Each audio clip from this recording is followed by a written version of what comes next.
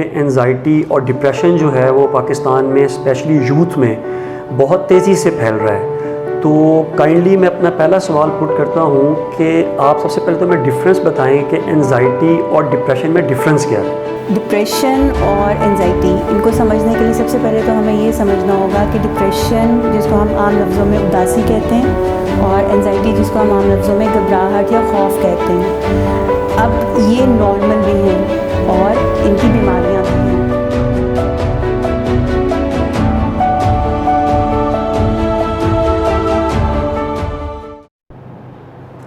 السلام علیکم ناظرین، میں ہوں عمار بن اعظم، آپ کا ہوسٹ پروگرام شعاع امید سے، اور آپ اس وقت دیکھ رہے ہیں یوٹیوب چینل نیوز ووکل.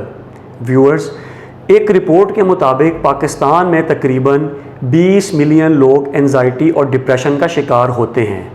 مزے کی بات یہ ہے کہ ان میں بہت سے لوگ ایسے ہیں جن کو اپنی انزائٹی اور ڈپریشن کا پتہ بھی نہیں چلتا کہ وہ اس موذی مرض سے گزر رہے ہیں، جس کی وجہ سے ان کے لیے فیوچر میں جا کے بہت سی مشکلات پیدا ہو جاتی ہیں. ایک الارمنگ سچویشن پاکستان میں یہ ہے کہ انزائٹی اور ڈپریشن جیسے موذی مرض اس وقت یوتھ کے اندر بہت تیزی سے اپنے پنجے گاڑ رہے ہیں، جس کا رزلٹ یا تو یہ ہوتا ہے کہ نوجوان خودکشی کر لیتا ہے یا وہ ساری زندگی انزائٹی اور ڈپریشن سے چھٹکارے کے لیے دوائیاں استعمال کرنے لگ پڑتا ہے. نشہ استعمال کرنا بھی انزائٹی اور ڈپریشن میں بہت زیادہ نظر آنے لگ گیا ہے. اب ان تمام چیزوں کی کیا وجوہات ہیں؟ انزائٹی اور ڈپریشن کیوں اس قدر تیزی سے ہمارے معاشرے کے اندر اپنے پنجے گاڑ رہا ہے؟ پاکستان کے اندر اگر ہم بات کریں تو نوجوان کیوں انزائٹی اور ڈپریشن کا شکار ہوتے چلے جا رہے ہیں؟ ان تمام تر پہلوؤں پر بات کرنے کے لیے آج ہمارے ساتھ موجود ہیں رحیم یار خان سے ایک کنسلٹنٹ سائیکیٹرسٹ جن کا نام ڈاکٹر مہوش عدنان صاحبہ ہے. ہم ان کا بہت شکریہ ادا کرتے ہیں کہ وہ اس اویئرنیس پروگرام میں آج ہمارے ساتھ موجود ہیں.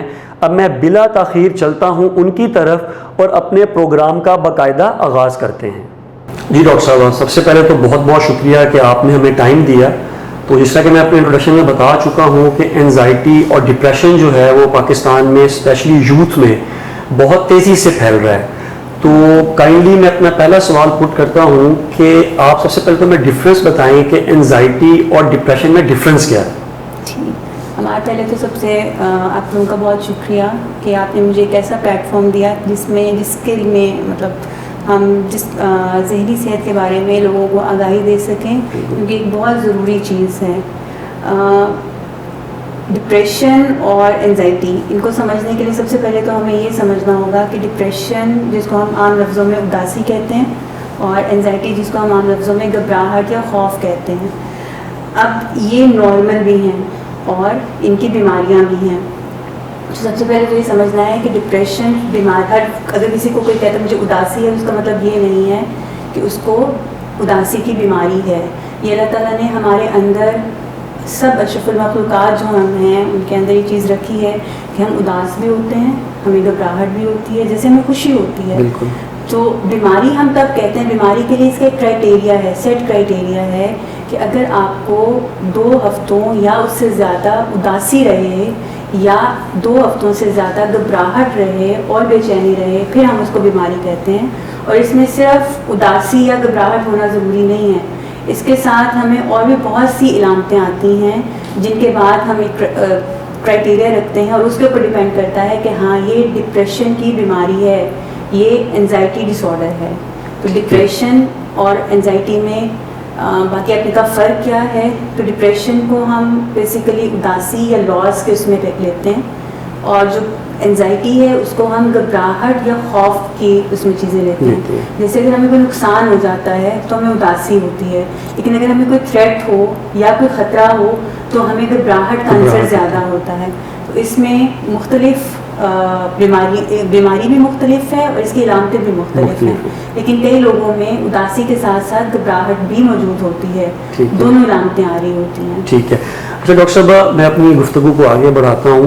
اس کی جو بیسک جو سمٹمز ہوتے ہیں انزائٹی یا ڈپریشن کے، وہ ایک بندہ کس طرح جج کر سکتا ہے کہ وہ انزائٹی یا ڈپریشن سے گزر رہا ہے؟ ہاں جی، اداسی میں جیسے میں نے آپ کو بتایا کہ اداسی کی بیماری میں یا ڈپریسو ڈس آرڈر میں اداسی ایک علامت ہے، لیکن اس کے ساتھ ساتھ اور بہت سی علامتیں آ رہی ہوتی ہیں.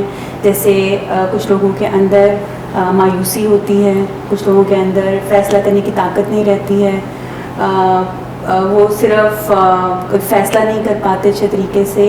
اس کے علاوہ نہ صرف وہ مایوسی کا شکار ہوتے ہیں بلکہ کئی دفعہ ان کے اندر بہت سی جسمانی علامتیں بھی آنی شروع ہو جاتی ہیں، جس میں نیند کی کمی ہو سکتی ہے، جس کے اندر بھوک کی کمی ہو سکتی ہے. اس کے علاوہ کئی دفعہ لوگوں کو بہت سارے خیالات ایسے آنے شروع ہو جاتے ہیں کہ ان کے پاس کچھ نہیں رہا، ختم ہو گیا سب کچھ. اور یا ان کو میں ہمیشہ اپنے مریضوں کو ایسے سمجھاتی ہوں کہ بیماری ہم تب کہتے ہیں کہ جب کوئی وجہ نہیں ہے پھر بھی اداسی آ رہی ہے، یا اگر کوئی وجہ ہے تو جتنی اداسی آنی چاہیے، جس کو ہم رائی کا پہاڑ بنا دینا کہتے ہیں، چھوٹی سی بات آپ کو بہت بڑی نظر آتی ہے، تو اس میں مایوسی کی سوچیں بھی آنی شروع ہو جاتی ہیں. کئی دفعہ جب مایوسی ایک حد تک بڑھ جاتی ہے تو اپنے آپ کو نقصان پہنچانے کے خیالات بھی آنے شروع ہو جاتے ہیں. تو کئی لوگ سوسائڈ کے اٹیمپٹ بھی کرتے ہیں اور یا اس کے بارے میں پلاننگ کرتے ہیں، اور اس سے دوسروں کو نقصان پہنچانا بھی مطلب ان کے ذہن میں آ سکتا ہے. کئی دفعہ ایسا لگتا ہے کہ مجھے کوئی غلطی ہو گئی ہے، ان کو پچھتاوے کا احساس ہوتا ہے، یا کوئی ماضی کی پرانی باتیں جو کبھی ان کے ذہن میں بھی نہیں ہوں وہ بھی ذہن میں آنا شروع ہو جاتی ہیں. اداسی میں لوگوں کو لگتا ہے کہ سب نے ان کا ساتھ چھوڑ دیا ہے، کوئی بھی ان کے ساتھ نہیں ہے، وہ اکیلا محسوس کرتے ہیں اپنے آپ کو.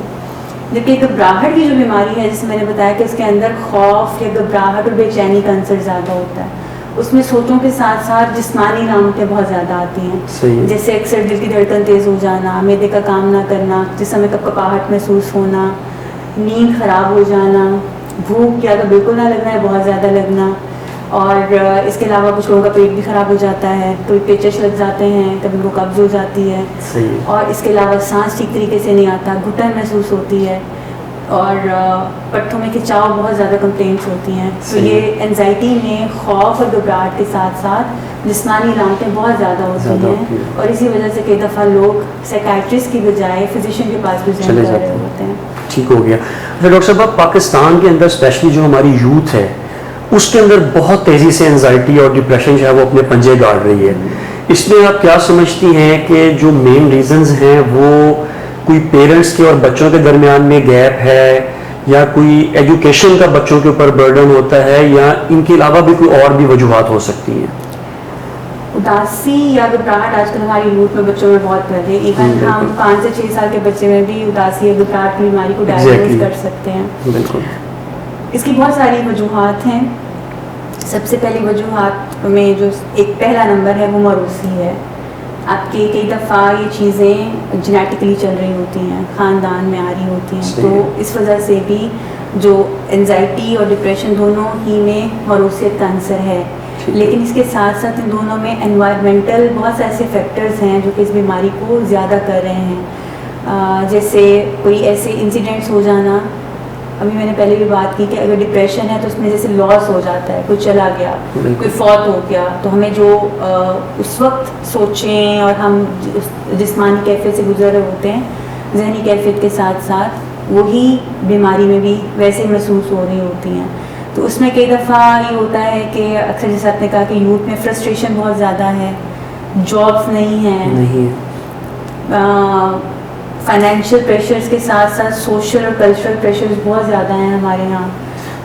جاب ہے تو اچھا ہے، جاب نہیں ہے تو کچھ بھی نہیں ہے. ایک سٹیٹس ہے تو اچھا ہے، وہ سٹیٹس نہیں ہے تو کچھ بھی نہیں ہے، جس کی وجہ سے بہت سارے ہم نے ایکسٹریمز بنا لیے ہیں، ہم درمیان میں نہیں ہیں.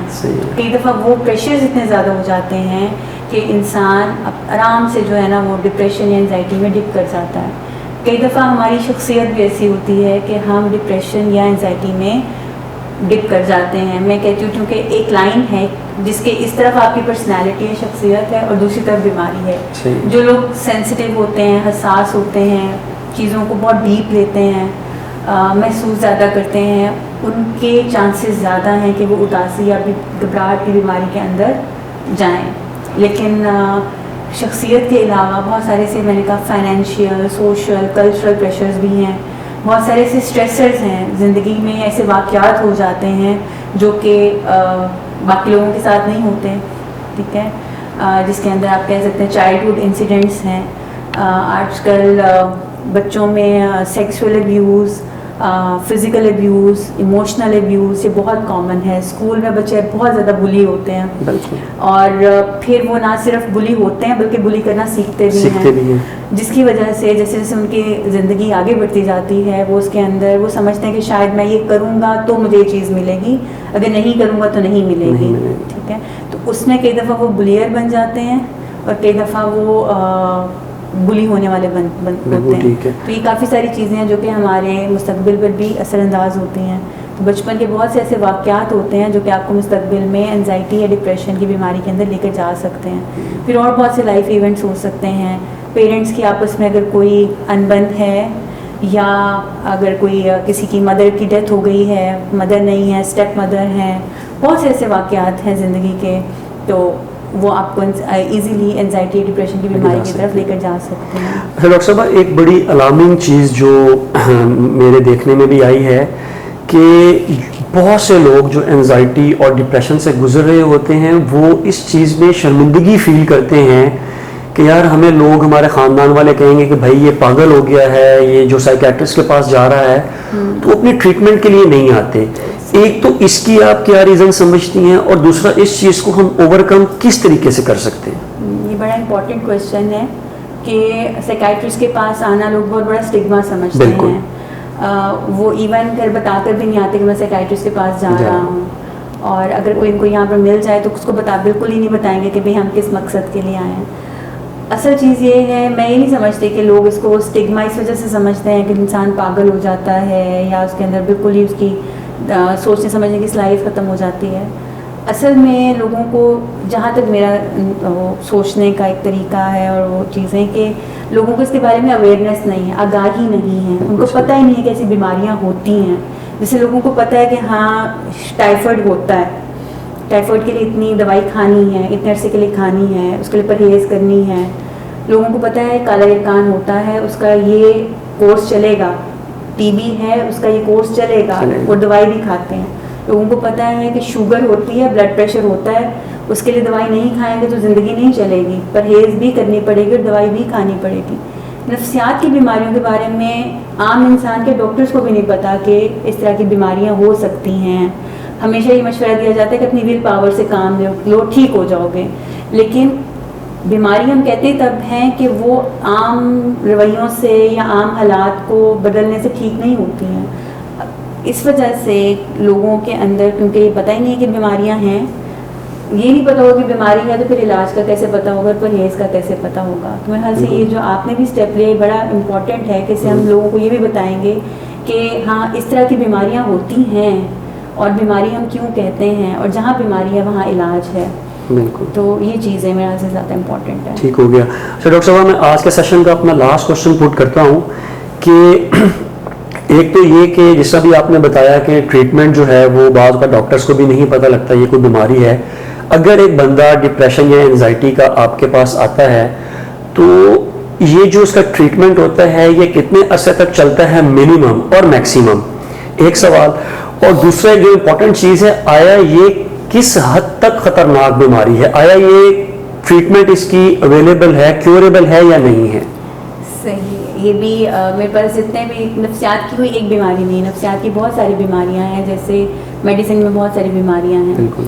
تو جو گھبراہٹ اور اداسی کی بیماری ہے یہ اس لحاظ سے ایک بہت اچھی بیماری ہے کہ اس کے اندر لیولز ہوتے ہیں. کچھ لوگوں کو تھوڑا ڈپریشن یا گھبراہٹ ہوگی، کچھ لوگوں کو زیادہ ہوگی، کچھ لوگوں کو شدید ہوگی. تو اگر کسی کو معمولی گھبراہٹ یا اداسی کی بیماری ہے تو اس کے اندر آپ کو کئی دفعہ دوائیوں کی ضرورت ہی نہیں پڑتی. اس کا علاج آپ نفسیاتی طریقے سے ہی کر سکتے ہیں. اس میں آپ کو دوائیوں کی طرف نہیں جانا پڑتا. ہاں اگر کسی کو ماڈریٹ یا سویئر لیول کی انزائٹی یا ڈپریشن ہے تو اس میں ہم دوائیاں دیتے ہیں. اور ایسا نہیں ہوتا کہ ہم نے بہت ساری ایک لمبی لسٹ دے دی. ہاں شروع میں ہو سکتا ہے دوائیاں زیادہ ہوں، لیکن آہستہ آہستہ جیسے جیسے طبیعت بہتر ہوتی جاتی ہے دوائیاں کم ہوتی جاتی ہیں. لیکن ان دوائیوں کا ایک کورس ہوتا ہے، جس سے میں نے آپ کو بھی ذکر کیا، ہیپاٹائٹس کا ایک کورس ہوتا ہے، ٹی بی کا ایک کورس ہوتا ہے. ٹی بی بھی 1-2 مہینے کے بعد نیگیٹو ہو جاتی ہے لیکن 9 مہینے دوائی کھانی پڑتی ہے. ہیپاٹائٹس بھی 1 مہینے کے بعد نیگیٹو ہو جاتا ہے لیکن ہیپاٹائٹس کا 3 مہینے کا کورس، جو پہلے 6 مہینے کا ہوتا تھا اب 3 کا ہو گیا، لیکن کورس ضروری ہوتا ہے. ایسے ہی ڈپریشن یا انزائٹی اگر ماڈریٹ یا سویئر لیول کی ہے تو دوائیاں ہم شروع کرتے ہیں. دوائی 1 سے 2 ہفتے میں اپنا اثر شروع کرتی ہے, ٹھیک ہے, اور مریض پہ ڈیپینڈ کرتا ہے کہ وہ مہینے میں ٹھیک ہو جائے, 2 مہینے میں ٹھیک ہو. ٹھیک ہونے کے بعد پہلی دفعہ میں کم از کم 6 مہینے تک دوائی دیتے ہیں, جو کہ 1 آدھ گولی ہوتی ہے, اور پھر اس کو آہستہ آہستہ کر کے کم کر کے بند کر دیتے ہیں. تو یہ اس کا ایک کورس ہے, اور یہ بالکل بھی کوئی خطرناک بیماری نہیں ہے. یہ جتنی بھی نفسیات کی بیماری ہیں ان کے اندر بہت ہی آپ سمجھ لیں کہ کم درجے کی جس کے اندر ہمیں پریشانی ہوتی ہے نا, وہ بیماری ہے.